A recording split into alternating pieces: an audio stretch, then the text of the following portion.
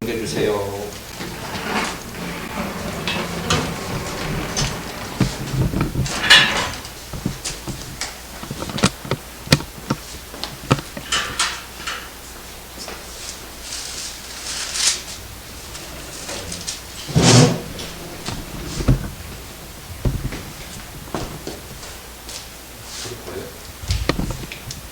얼굴 나오죠? 네. 조금만 더 줄게요. 괜찮아요? 자, 오늘 창세기 16장. 제가 제목을 뭘로 잡았죠? 제가 오늘 설교 제목을 뭘로 잡았는지 여러분 카톡 보세요. 뭐라고 했죠? 늦은 때는 예? 없다. 늦은 때는 없다고 그랬죠? 네. 늦은 때. 늦은 때는 없단가요? 이렇게 잡았는데 사람의 지각을 하든지 후회를 하든지 뭔가 때를 놓치면 안 되는데 참 묘한 게 시간은 사람을 이렇게 가둘 수 있지만 하나님은 시간에 국한되지 않는 분이시죠. 그래서 우리가 나 혼자 사는 것 같지만 하나님의 시간과 계획표대로 우리가 흘러가게 돼 있어요. 그래서 늦은 때는 없다. 왜? 우리는 하나님과 함께하기 때문에. 그러니까 우리는 늦었다고 생각하고 예를 들어서 내가 너무 나이가 많아요. 나는 뭐 이번에 이거 뭐 때문에 안 됐기 때문에 절대 회복이 안 될 거예요. 잘 될 일이 없어요. 라고 생각하지만 그건 내 생각이에요. 근데 하나님께는 늦은 때가 없어요. 아브라함이 75세에 나이로 본다면, 때로 본다면 75세, 사례가 65세, 10살 차이 나니까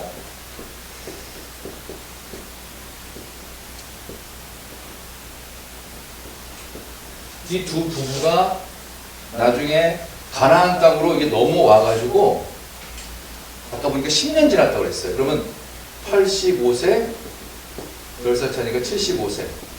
이렇게 10년이라는 시간이 훌쩍 지나갔습니다. 그러면 이 10년 안에 뭔가가 일어났어야 되는데 실제로 일어나질 않아요. 약속이 있었어요. 약속이 뭐냐면 아들. 이때도 불임이었고 여전히 계속 불임이에요. 근데 아들을 주신다는 약속을 하셨거든요. 그게 어디냐면 16장이 아니라 바로 15장에서 아들 약속을 확인하셨어요. 아들 낳을 거다 분명히. 근데 기다려야 되는데 조급해 사람은. 왜? 시간이 갔는데 뭔가 안 일어나. 그러면 이 조급한 마음으로 인해서 사람은 항상 똑같은 실수를 반복하는데 일단 내가 뭘 해보려고 그래. 기다려도 안 되면 이게 왜냐하면 내 생각과 내 스케줄과 내 방식이 있어요. 그래서 어떤 사람은 그거를 한 달 기다리기도 하고 어떤 사람은 1년 기다리기도 해요. 근데 사람은 그렇게 오래 못 기다립니다. 조급해서. 그래서 기다리다 안 됐는데 이유가 있었을 거예요. 근데 뭔가 기다리다가 안 되니까 그 다음에는 나의 답을 찾는 그런 타이밍이 오는데 그게 10년이에요. 그래서 성경에 보면은 분명히 10년쯤 가나안에 들어온 지 한 10년쯤 됐을 때 분명히 나의 답을 제시하게 되는데 그 답이 뭐냐 하면 이 아브람과 사라에게 있어서 지금 문제가 하나 생기는데 이 불임의 문제가 이게 긴장 관계예요. 뭔가 긴장되는 상황인데 이 불임의 문제가 해결이 안 된 거예요. 이 불임의 해결이 계속 안 되고 계속 이어지니까 그 다음에 또 다른 긴장의 고조가 되는데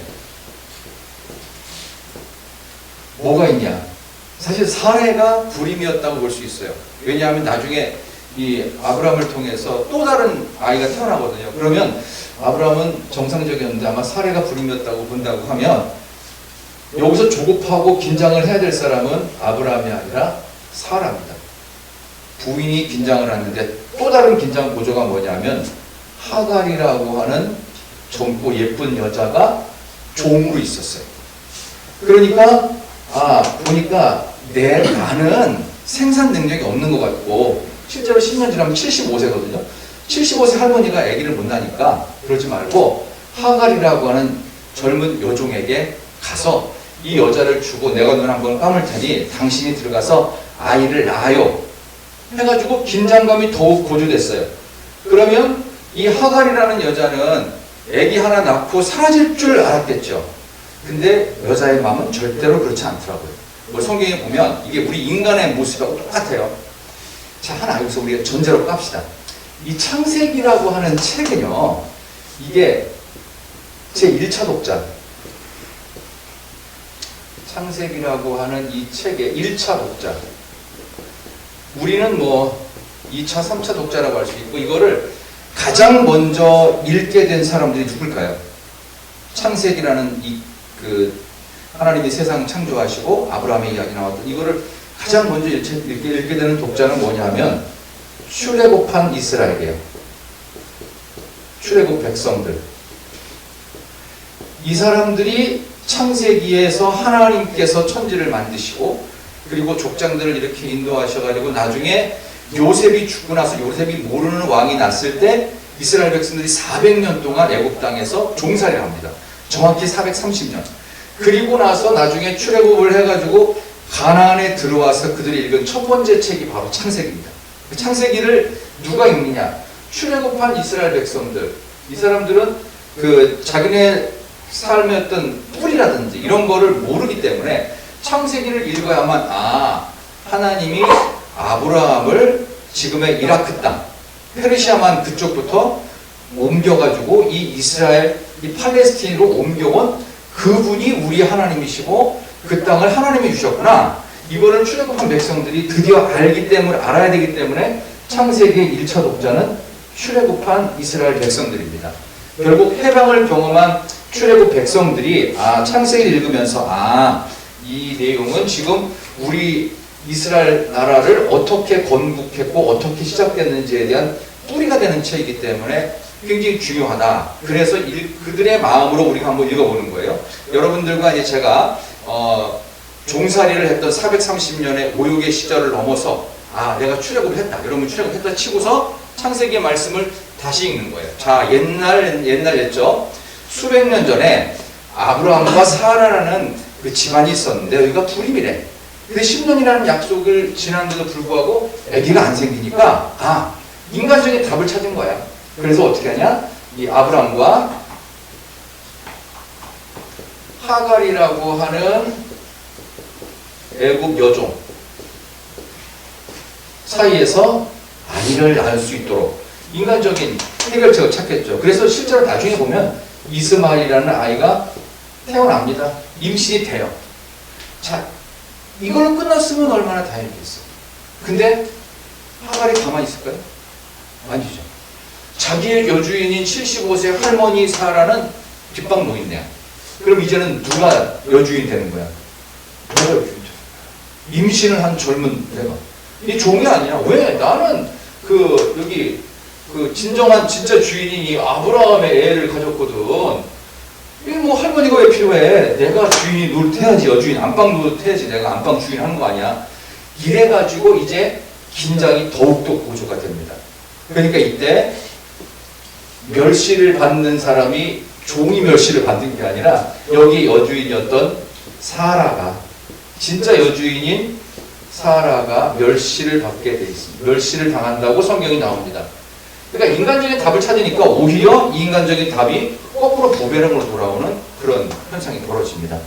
자, 뭐 요런 흐름이에요. 자, 이제 요거를 이제 정리를 해서 좀 말씀을 드릴게요. 여기 중간중간에 이제 중요한 내용들이 있으니까 제가 읽어가면서 한번 다시 말씀드릴게요. 여기 성경에 보면은 이렇게 되어 있죠. 어디를 보시냐면은 우리 3절 한번 보세요. 3절 한번 다 같이 읽어볼까요? 아브라함의 아내 사레가 3절 한번 볼까요? 아브라함의 아내 사레가 여러분 스마트폰으로 한번 보시겠어요? 아브라함의 아내 사레 시작. 아브라함의 아내 사레가 그 여종 애굽 사람 하갈을 데려다가 그 남편 아브라함에게 첩으로 줄 때는 아브라함이 가나안 땅에 거주한 지 10년 후였더라. 아멘. 자, 10년이니까 85세, 그렇죠? 아까 얘기했던 85세, 75세. 자, 그런데 이거 아까 제 1차 독자가 누구라고 그랬죠? 출애굽한 이스라엘 사람들이에요. 그러면 이 아브라함의 요 불임 사건에서 태어난 요거만 있는 게 아니라 창세기 앞쪽에 있는 천지창조 이야기도 분명히 읽겠죠. 그럼 그것과 이것하고 아주 기가 막힌 그 대꾸를 읽어요. 그러니까 이게 무슨 얘기냐면은 예전에 에덴 동산에서 범죄할 때 창세기 3장 이 사건하고 여기 창세기 16장 사건하고 자 아담이 있고 하와가 있어요. 하와가 따먹은 게 선악과죠. 이 선악과를 본인이 따먹고 이 선악과를 가져다가 아담에게도 줍니다. 여기 16장에는 보세요. 아브람 있죠. 사라, 하갈이 있어요. 하갈. 마음대로 안 되니까 사레가 하갈을 데려다가 아브람에게 줘요. 똑같은 구조예요. 지금 이게. 인간의 답을 찾는 거예요. 선악과 따먹지 말라고 했는데 먹으면 맛있을 것 같아요. 보기에도 괜찮아. 가져다가 줘요. 불순종을 하도록 만들어요. 여기도 봐요. 하나님이 사례를 통해서 아들을 준다고 했는데 괜찮은 여자가 보여요. 불순종을 갖다 줘. 똑같은 구조예요. 이거를 출애굽한 백성들이 보고서 지금 하와가 아담에게 죄를 전가시킨 거나 사례가 불순종으로 하갈을 통해서 아브람에게 줘서 불순종으로 죄를 만든 거나 똑같은 거예요. 이게 똑같은 구조를 갖다가 3장과 6장에서 지금 보여주면서 출애굽 백성들은 이렇게 불순종을 하면 그 결과가 나쁠 텐데 라는 것을 짐작하게 만듭니다. 자, 그런 구조 속에서 연결이 되고요. 그 다음에 여기서 나오는 이 하갈 이게 하갈이 이게 애굽의 여종이고 여기가 멸시를 받는 계층이라고 이제 생각을 했는데 거꾸로 사실은 이 멸시가 거꾸로 여주인에게 가는데 요건 참고적으로 알아두세요. 이 페미니즘 무슨 신학이라고 해야 되나? 페미니즘 정신이라고 해야 되나? 페미니즘 정신이라고 합시다. 페미니즘 정신에 있어서 그 가장 중요한 인물이 하갈입니다. 그래서 하갈이라는 사람이 멸시를 받았는데 이 하갈이 드디어 자기를 무시했던 이 사라를 집 밖으로 올라가가지고 드디어 뭔가를 얻게 됐다. 이렇게 하는데 이건 아니잖아요. 그래서 이런 건 참고드려요. 여러분이 아시면 되고. 어쨌든 이 하갈이 나중에 결국은 여주인을 자기가 대신 임신했다는 이유로 멸시를 하게 되니까 이 사라가 가만히 있겠어요? 이 사라가 어떻게 해야 되냐면 이 책임을 전가해야 될 거 아니에요. 본인이 저지른 책임을 전가를 해야죠. 누구한테 전가를 하겠어요? 종천아? 이 책임을 누구한테 사라가 전가했을까요? 자기 남편에게 했겠지. 그래서 이 남편한테 해가지고 이게 뭔 일이냐고 하면서 아브라함이 하갈과 동침했더니 임신을 했고 4절 넘어가서 그 여주인을 멸시했다. 그러니까 5절에 사라가 아브라함에게 내가 받는 모욕은 당신이 받아야 옳도다 하면서 책임 전가를 사라가 아브라함에게 해버립니다. 그리고 났더니 아브라함이 어떻게 해요? 아니 나는 네가 시키는 대로 했는데 왜 나한테 이래? 이럴 거 아니겠어요? 여기 성경에 그대로 나옵니다. 우리의 생각대로예요. 그러니까 6절에 아브라함이 사라에게 이르되 당신의 여종은 네 여종 아니야. 네 수중에 있으니 네 맘대로 해. 나한테 뭐라고 하지 말고. 그래서 이 사례가 이렇게 불평을 했을 때 아브라함이 그치 당신이 지금 마음에 서운할 거야 하면서 위로를 해주거나 격려해 준 게 아니고 어떻게 해요? 무책임, 무관심. 네가 하라고 한 거 아니야. 나한테 이제 와서 이렇게 하면 어떻게 그 얘를 뱃속에 있는 애를 지울 거 어떻게 할 거야 하면서 무책임과 무관심으로 일관하게 됩니다. 그러고 났더니 어떻게 해요? 당신 수중에 있는 여종이니까 당신이 알아서 하셔. 그래? 그러면 내가 알아서 할게. 그래서 남자가 너무 무관심하거나 무책임하면요 여자가 자기 마음대로 합니다. 실제로 지금도 그렇잖아요. 그런데 여기에 대해서 그렇지. 근데 우리가 생각해보니 이거 하나님의 약속을 우리가 어겼어. 그러니까 지금 이걸 어떻게 해야 될까? 내가 하나님께 기도해볼게. 이렇게 갔어야 아브라함의 태도가 맞는 거예요. 근데 무책임과 무관심으로 일관하니까 이 어려운 갈등이 계속 고조돼가지고 무려 13년 13년 동안 이스마엘이라고 하는 불순종의 아들이 태어난 이래 13년 동안이나 이런 무책임과 무관심의 시간들은 계속 이어집니다. 그러니까 하나님의 약속이 중간에 딱 끝나고서 여기 정리를 했으면 좋은데 하나님께 묻지도 않고 계속 무책임 무관심을 일관하고 계속 긴장관계는 사라와 하갈과 아브라함 이 3자 관계가 계속 긴장관계예요. 그러니까 하나님께 안 물으면 이런 복잡한 상황이 되는 거예요. 그래서 이거를 빨리 끊지 못하고 무려 13년. 그래서 보면 여러분들 16장 16절 끝에 아브라함이 86세였더라 라는 단어하고 17장 1절 딱 보면 아브라함이 99세에 86세? 99세 중간에 기록이 아무것도 없어요. 무슨 얘기냐면 성경에 기록할 가치가 없는 거예요. 왜? 불순종 때문에 생고생했던 시간 13년은 지워진 시간. 그러니까 우리 인생에서 뭔가 지우고 싶다 라고 했던 건 내가 힘들었던 시간도 되지만 동시에 불순종했던 시간일 가능성이 높아요. 그래서 하나님이 없던 시간. 그래서 결국은 14년 동안 뭘 했을까? 갈등 관계는 아마 계속 있었을 거예요. 대신 사례는 불평으로 왜 나는 애기 안 생기는데 왜 젊은 여자애 하고서 왜 이스라엘한테 이스마엘이라는 아들한테 눈 맞추냐고 본인이 하라고 했으면서 그러니까 이런 미묘한 복잡한 관계인 게 13년이야. 근데 아브라함은 속으로 흐뭇했을지도 몰라요. 그래 내가 이제 내 나이는 점점점 먹는데 얘 하나 있으면 되지 하면서 하나님의 약속도 있고 갈등 관계지만 나도 나이 많이 먹고 이제 이 할머니도 나이 많이 먹으니까 시간이 가면 저절로 그냥 아무 말 없이 조용히 지내겠지. 이런 식으로 무책임과 무관심은 계속 방치가 됩니다. 그런데 하나님은 여기에 대해서 가만히 두실까요? 하나님은 절대로 약속한 거에 대해서 지키시는 분이에요. 그래서 그때 아브라함이 85세, 사라가 75세였죠. 13년 지났어요. 그러면 85 더하기 13이면 몇 살일까요? 85 더하기 13. 98세입니다. 근데 플러스 한 살 되는 99세. 성경에 보니까 횟수로는 13년이지만 실제로 더해보니까 14년이 되겠죠. 어쨌든 14년 됐을 때 17장 이제 다음 주에 볼 텐데 99세 되었을 때 아브라함에게 다시 내가 너에게는 전능한 하나님이다. 너 13년 동안 이스마엘하고 같이 재밌게 지내는 동안 나를 잊어버렸지. 아무 기억이 없어요.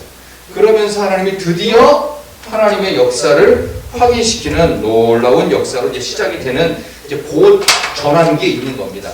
자, 어쨌든 이 상황에서 우리가 연이어서 좀 더 보면요. 4절에 보면 그 여주인을 멸시했다고 그랬어요. 하갈이 여주인을 멸시했다고 그러는데 여기 몇 가지 단어만 한번 집중해서 보고 오늘 두 가지 메시지를 확인하겠습니다. 멸시했다는 단어가 나옵니다. 이 멸시했다는 단어는 창세기 12장 3절에 보면 하나님이 아브라함에게 약속을 하셨어요. 내가 너를 저주하는 자에게는 나도 그를 저주할 것이고. 근데 이 저주한다는 말이 첫 번째는 멸시예요. 멸시하는 자에게는 하나님이 저주하신다. 이런 의미가 되고요. 자, 그 다음에 중요한 거, 그 뒤로 넘어가서 6절 넘어가서 아브라함이 사라에게 이르되 당신의 여종은 당신의 수중에 있으니 눈에 좋을 대로 하라고 하니까 학대했다고 그랬습니다. 학대했다고 그랬습니다. 멸시하고 학대하고 사라가 하갈을 멸시했는데 거꾸로 애기 생기니까 이제 하갈이 사라를 멸시하고 또 다시 열받으니까 사라가 또 혹시 하갈을 학대하고 이런 그 부정적인 감정들이 계속 멸시하고 학대하고 이런 일이 반복되고 있습니다.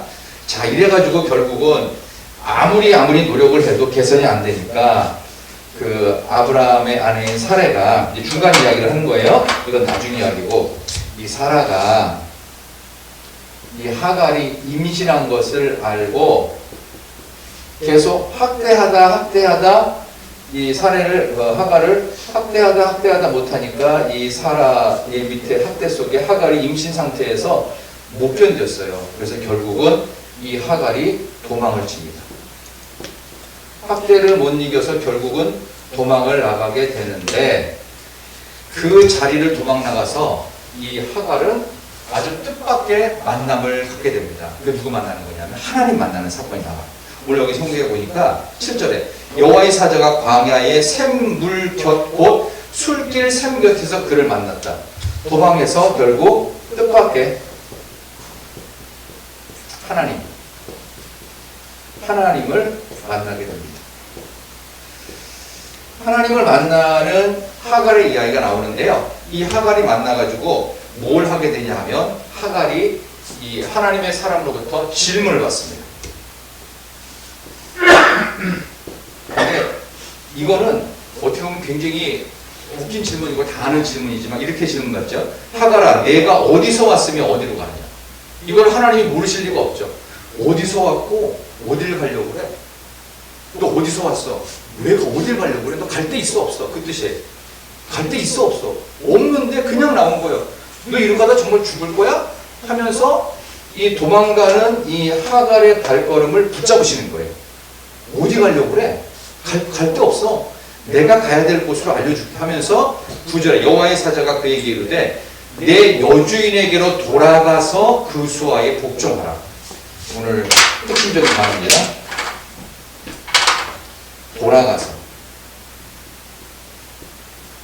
돌아가서 그 수하에 복종하라. 이게 하나님의 말씀이었어요. 자, 돌아간다라는 말은 그냥 턴해서 유턴해가지고 이 뜻이 아니에요. 이거 히브리어 단어를 번역해 보니까요. 이 돌아간다는 말은요. 학대, 여기 학대죠. 학대 때문에 도망 나왔는데 학대를 돌아가니까 피하는 뜻이 아니에요. 학대를 당하라. 이게 돌아간다는 말이에요. 이게 말이 안 되는 얘기가 지금 다시 연결돼요. 아니 하나님의 뜻밖의 만남이 있는데 학대 때문에 도망 나왔는데 돌아가래요. 그러면 하나님이 그러면 하나님께서 모든 상황을 해결해 주시고 이제 뭐 사례가 뭐 말을 못하게 하든지 너무 늙어서 뭐 기력이 쇠하든지 이 그래야 말이 되잖아. 근데 돌아가서 복종하는 걸 하는데 이 돌아가라는 말이 학대를 당하러 가라는 거예요. 당하러 가라. 이게 무슨 소리죠? 이상한 일이 벌어지는 겁니다. 근데 이게 맞는 거예요. 도망친 사람은 사실 아브라함만이 아니고 그 전에 하나님의 낯을 피했던 에덴 동산에 아담도 도망쳐서 숨었고요. 두 번째, 동생 아벨을 죽였던 가인도 도망쳐서 도망쳤고요. 세 번째, 도망친 여자 있죠. 하갈도 도망쳤어요. 이렇게 여러 명의 도망자 중에 여기 나오는 하갈도 같이 포함됩니다. 이렇게 도망가는 인생을 향해서 하나님은 뭐 하라고 뜻밖의 나타나셔가지고 만나주시느냐 하면 여기 우리가 오늘 봐야 될 핵심적인 단어 돌아가라는 거예요. 도망가는 인생 뭐 해야 되냐? 돌아가라. 도망을 나와서 갈 곳은 뭐예요? 원래 있던 학대를 당하는 곳으로 돌아가는 뜻입니다. 이게 무슨 말도 안 되는 얘기일까? 하나님이 우리를 이렇게 너무 힘들게만 하실까?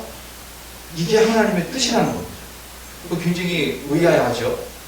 아니 하나님의 대답이 우리가 생각하는 기대치하고는 전혀 다른 쪽으로 우리를 인도하시는 것을 볼 수 있어요. 하갈을 향해서 내가 살 길은 딴 길이 아니고 네가 잘하고 내 실력과 내 능력으로 이 학대를 피하는 게 아니다. 내가 아브라함이라고 하는 복주기로 약속한 그 바운더리 안으로 돌아가라. 그럼 거기서 뭐해? 힘들어도 버티라는 거예요. 힘들어도 견디고 어려워도 짜증나고 그 자리 지키라는 거예요. 그래서 원래 자리로 돌아가서 축복을 해주기로 하는 아브라함 가문에 가서 힘들고 서운하고 억울해도 그 자리 지키라. 그래서 여기서 파생된 그 자리를 지키고 버티라.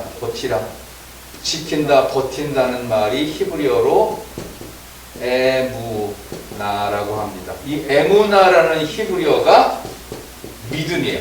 믿음. 그래서 어려움은 극복하는 게 아니라 어려움은 버티는 거예요. 어려움은 참는 거예요. 그게 중요해요. 그래야 여러분들 그 피트니스 클럽에서 할 때 막 운동 안 하다가 한 1시간쯤 하면은 막 근육 땡기고 아프잖아요. 힘들거든요. 펌핑이 되니까 막 근육이 아프고 당기고 며칠 동안은 이게 운동할 때마다 점점 더 아파. 버티고 견디면 나중에 어때요? 내가 근육이 단단해지고 누가 봐도 훨씬 더 건강해지고 어깨가 쫙 펴지고 근육은 좀 아플지 모르지만 아팠던 데가 안 아파요. 이게 바로 믿음이에요. 버티는 거예요. 지키는 거예요. 그 자리에서 견디는 거예요. 견디는 거. 견디기, 버티기, 지키기. 이게 믿음이라고 해요. 누굴 믿는 겁니까? 버티게 하시고 지키게 하시고 견디게 하시는 하나님을 믿으면 이 아브라함의 가문 가운데 결국은 이 학대를 당했던 하갈이 돌아가요. 돌아가서 내 실력과 능력으로 복 받는 것이 아니라 하나님이 복 주시는 자리로 돌아가는 겁니다. 그러니까 그 자리는 내가 생각했던 패러다이스가 아닙니다. 거기 힘든 자리, 서운한 자리, 억울한 자리, 그리고 손해보는 자리, 지는 자리. 마이너스만 돼. 근데 가래요, 하나님이. 그래서 하나님의 답은 오히려 우리가 생각했던 그런 상황과 분위기하고는 조금 상관이 없어요. 근데 그것이 우리가 생각해야 될 인간적인 방법을 뛰어넘는 하나님의 방법입니다. 그래서 제가 하나 예를 한번 들고 싶은 게 있는데요. 우리나라 사람도 마찬가지고 전 세계적으로 선교할 때 가장 어려운 지역이 하나 있습니다. 선교가 가장 어려운 지역이 어디냐면 이슬람 지역. 이슬람 지역은 포교 활동이 공식적으로 금지되어 있어요. 1차 경고할 때 걸리면요 그냥 바로 추방, 조용히 추방돼요. 뭐 제재 요건 없고 뭐 다치는 거 없어요. 근데 2번, 3번 걸리잖아요. 그럼 죽여요. 소리 소문 없이 죽어요. 어디선가 죽어요. 그렇게 해가지고 돈 받는 이슬람 속한 사람 많습니다. 그래서 이 이슬람을 향해서 선교사님들이 기도를 할 때 이렇게 기도해달라고 요청을 해요. 하나님 뭐 이슬람 지역에 강력한 선교를 뭐 하게 달라. 그렇게 하는 왜 그렇게 기도를 해야 되냐면 학대를 당하는 이슬람 지역으로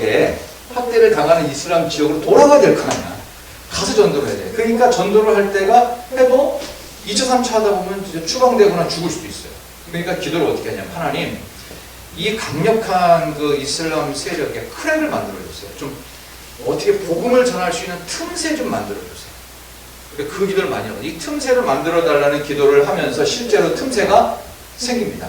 이슬람이 굉장히 강해요. 정말 강한데요. 여기서 여러분이 잘 아는 IS 있죠. IS라고 하는 이슬라믹 스테이트. 과격한 무장단체죠. 그 다음에 요거하고 쌍벽을 이루는 게 하마스. 같은 정신을 묶여 있어요.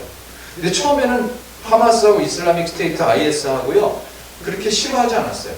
근데 어느 날 양쪽이 너무 강성이다 보니까 강대 강이 만나면 잉글랜드 프리미어 리그의 리버풀과 맨시티는 절대로 1등 자리를 양보하지 않습니다. 무조건 내가 이겨야 되는 거예요. 아무리 친한 친구가 뛰고 있어도 쟤네는 적이야. 아무리 능력이 출중하고 같은 정신을 묶였어도 너는 하마스고 나는 IS야. 그래서 요 사이에 균열이 생기기 시작합니다. 그래서 지금은 이슬라믹 스테이트 IS하고 하마스하고 원수지간이에요. 정신이 똑같은데. 어떻게 보면 이거 하나님께서 기도의 응답이다. 저는 그렇게 보고 있습니다. 강력했던 바벨론도 무너졌습니다. 여리고 성도 무너졌고 그리고 우리가 생각하는 것 이상으로 강력했던 애국에서부터 하나님은 그들을 탈출시키셨습니다. 일제 35년에서 하나님 우리를 해방시키셨습니다. 균열을 만드시는 거예요. 무너질 것 같지 않고 망할 것 같지 않던 이런 세력들을 균형을 일으키시는 하나님의 역사. 인간의 답으로 만드는 것이 아니라 기도했을 때 이루어지는 역사. 그래서 여러분과 제가 돌아가서 학대를 더 당한다는 것은 힘들고 서운하고 억울하고 손해보고 지는 5종 고통의 세트를 감당해야 되는 그 자리로 돌아가는 이유가 뭘까요? 하나님이 균열을 만드셔요. 그래서 그 자리에서 하나님의 인간적인 답으로 만들었던 그거를 하나님의 답으로 바꾸십니다. 결국 13년이라는 시간 속에 결국 균열이 생겼고 99세에 결국은 아브라함의 몸을 통해서 이삭이라는 아들이 태어나죠. 그러니까 바로 그러한 역사들을 만드십니다. 또 하나 메시지가 있다면 우리는 분명히 실패합니다. 여기 있는 아브라함, 오늘 세 사람 인물이 주인공이었죠. 아브람, 사라, 하갈. 지금은 사레구나. 이 세 사람의 인물이 전부 다 실패했어요. 약속도 다 어겼고 중간에 인간적인 머리 굴렸고 하갈도 그러지 말아야 되는데 주인을 막 학대하고 멸시하고 막 그랬잖아요. 그 세 사람 다 문제가 있어요. 실패한 세 사람의 인물인데 이 사람들 사이에 아까 뜻밖의 사자가 하나님의 사자가 나타나가지고 돌아가라고 빨리. 그래서 결국은 돌아가지요. 가가지고 하갈이 힘들고 서운하고 억울하고 손해보고 져요. 그러다 결국 아들을 하나 낳죠. 이스마엘이라고. 그런 시간들 속에서 13년간 잘 버티다가 결국은 13년이 지났으니까 이제 그 이스마엘의 나이가 중학교 1학년쯤 13살쯤 됐을 거 아니에요? 13살쯤 됐던 그 아이가 이제 걸어다닐만 하고 뛰어다닐만 하고 좀 나이가 좀 들고 나니까 결국은 하나님이 13년 만에 이스마엘 13살쯤 됐을 때 이삭이라는 아들을 그 다음 해 100살에 주십니다.